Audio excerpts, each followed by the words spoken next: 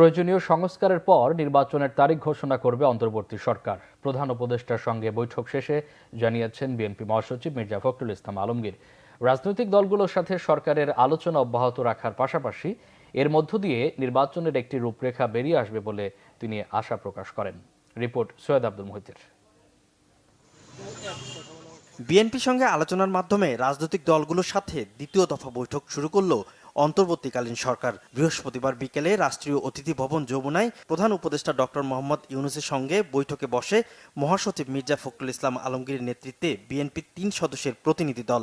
প্রায় সোয়া ১ ঘন্টার বৈঠক শেষে বিএনপি মহাসচিব সাংবাদিকদের জানান, অন্তর্বর্তীকালীন সরকারের সঙ্গে ফলপ্রসূ আলোচনা হয়েছে।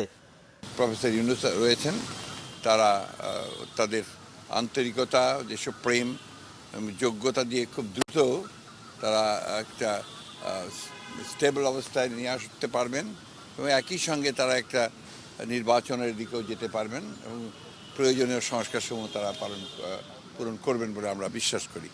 আজকে আমাদের আলোচনা অত্যন্ত ফলপ্রসূ হয়েছে।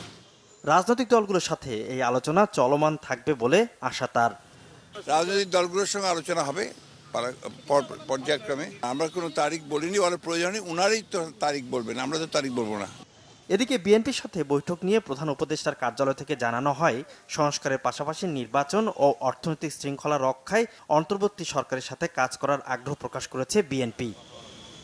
সৈয়দ আব্দুল মুহিত, বাংলাভিশন, ঢাকা।